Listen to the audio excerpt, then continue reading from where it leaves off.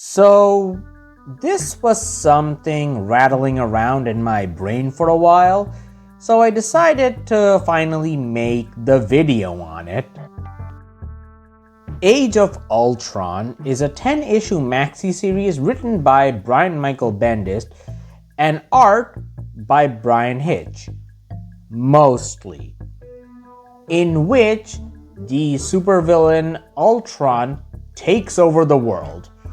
This event is mostly remembered for being far longer than it needed to be, being treated as an afterthought as Marvel moved into its now era, and for Ultron being conspicuously absent for about 90% of the plot, which is funny considering he's supposed to be the headliner of this event. However, this brings us to the reason behind this video. The heroes who survive Ultron's initial purge determine that the main conscience of Ultron is in the future, and decide to time travel there to face him directly, despite several stronger heroes like Thor and Hulk being dead at the time. Wolverine, on the other hand, decides to travel back in time to the past to convince Hank Pym to not create Ultron. Of course, this being Wolverine trying to convince Hank means introducing him to the business end of his claws. And this is seemingly what Bendis was interested in playing with. What happens when you change the past to save the future? Now, for us to even consider the question, we have to ignore how things usually play out in the Marvel Universe when time travel shenanigans happen. Namely, the bad alternate future splits off and becomes part of the Marvel multiverse. This usually happens because writers often want to sow their creative seeds in the fertile soil of an alternate universe less shackled by continuity, which more often than not leads to diminishing returns with each passing installment. So, the idea here is to see the changes that happen to the Marvel Universe in the event Age of Ultron after Wolverine convinces Pym to shuffle off the mortal coil and try to connect the dots, so to speak.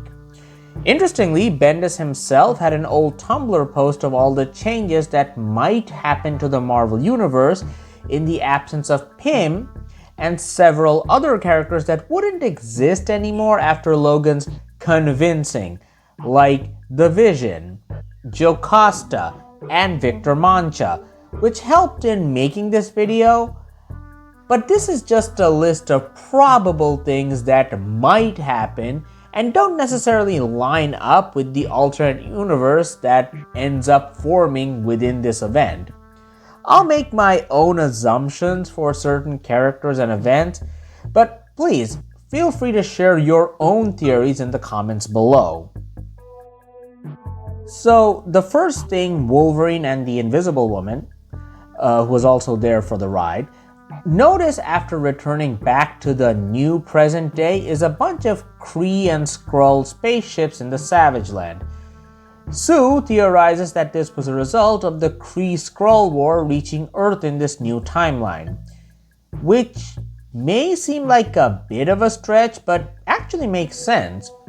Bendis is a massive fan of the original Kree-Skrull War storyline, and in that story, when Hank goes investigating in the Savage Land, it leads to the Avengers uncovering Kree agents posted on Earth and discovering the war between the two alien races. However, in Hank's absence, it seems that this discovery was never made, and Earth ended up taking up a much bigger role in the conflict.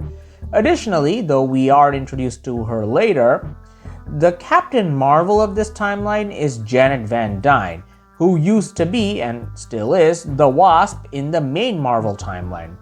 Her claim to the Captain Marvel name is the fact that she's wearing the nega bands worn by the Captain Marvel of that era, Mar-Vell, So potentially Jan inherited them from Marvel during this period, after which I'm assuming was his death.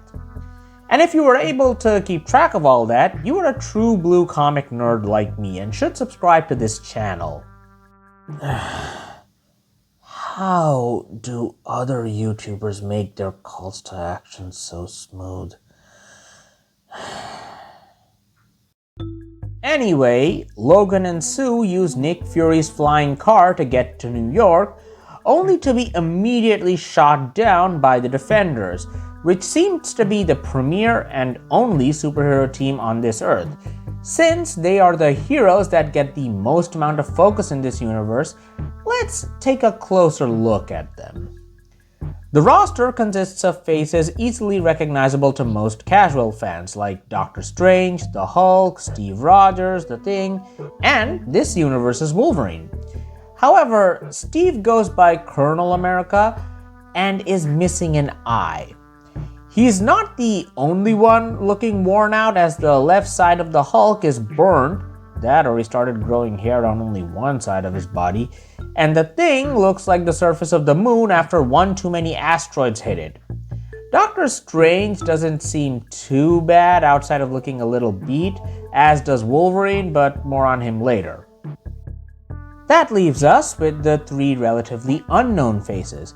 I say relative because there are people screaming that they know the dude in blue armor wielding a gun is Star-Lord, not to be confused with the other dude in blue armor wielding a bigger gun, that is Scott Summers, who is going by Cable in this timeline. And rounding up the Defenders is the aforementioned Captain Marvel, with Jan once again being the only woman on the team. The Thing, aka Ben Grimm, recognizes Sue and asks if her and Reed are back, indicating that the two aren't necessarily dead in this universe, so the fact that he doesn't mention Johnny indicates that the Human Torch has been snuffed out. However, the other Defenders think they are Skrulls, those aliens are usually shapeshifters, and try to capture them, with this world's Wolverine noting that the Skrulls shapeshifted to look like him in the past, which caused him a lot of grief. While this seems like a throwaway line, later on we find that our Wolverine's attempt to convince Hank Pym was chalked up as a Skrull assassination attempt.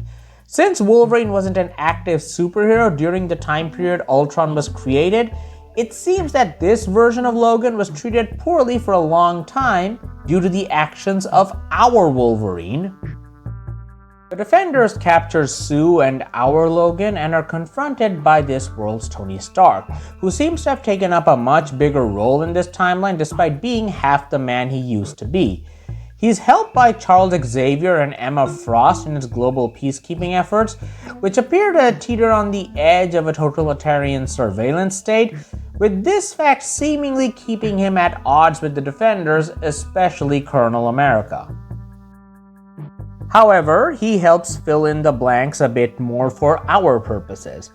The Avengers broke up in this timeline shortly after Pym's death, and soon after there was a war between Latveria and Asgard. Except Doctor Doom was backed up by Morgan Lefay, a powerful sorceress from Arthurian times, who proceeded to conquer most of the world and tip the scales between magic and tech decisively towards magic, something which is repeated multiple times throughout the book.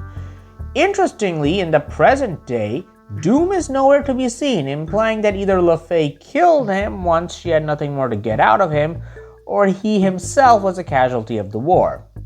Now, I haven't found any way how Pym's death could have led to all of this, as I believe the Latveria-Asgard war mentioned here could have been an escalation of the events of the Camelot trilogy, where Stark and Doom first encounter Lefay and fight each other multiple times while encountering Arthurian legends. But neither Hank nor any of his or Ultron's creations are part of those stories. So, besides that point about tipping the scales between magic and tech decisively towards magic, we have very little to go on as to how Hank Pym's absence actually led to a world where, out of all people, Morgan Lefay, someone who was stuck in Arthurian times, has managed to take over most of the world in this timeline. Anyway, back to the Defenders, and let's try to answer a few more questions. Why are these heroes working together as part of a single team, especially loners like the Hulk and Wolverine? Why are Charles Xavier and Emma Frost working alongside Tony Stark instead of the Defenders? Why is Scott Summers Cable, and why is he not working with his father figure and his occasional love interest? And finally, why is Star-Lord on Earth? Okay, so in the comics, the Defenders have always been a bit of a motley crew, with Doctor Strange often bringing together suitable heroes for a mission.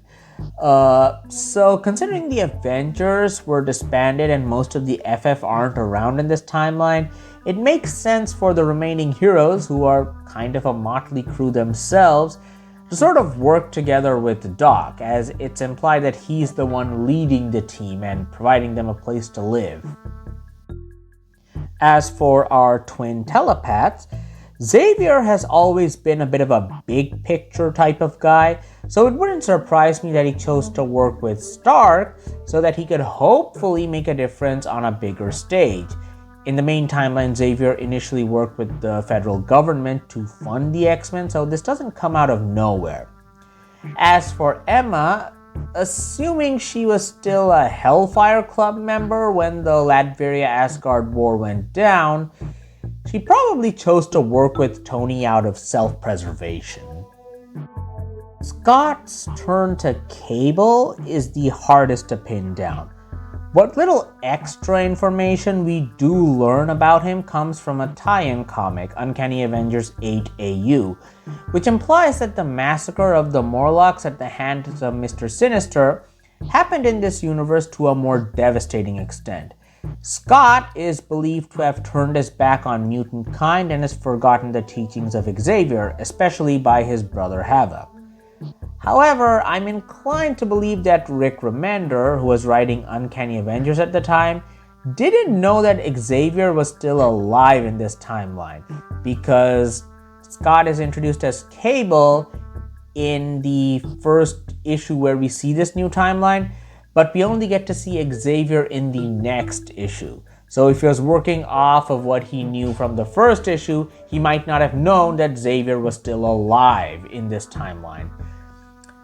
So anyway, my best guess is that Scott got injured in the massacre of the Morlocks trying to save them along with the rest of the X-Men, and was the sole surviving member despite suffering heavy injuries, and decided to join the Defenders as they were the only active supergroup around. Additionally, while Stark and the Defenders aren't close, they are on the same side, so maybe Charles and Emma did have something to do with him being on the team? Or maybe Bendis just thought Scott Summers as Cable was a cool idea. It just kinda is, I can't deny that. Finally, why was Star-Lord on Earth?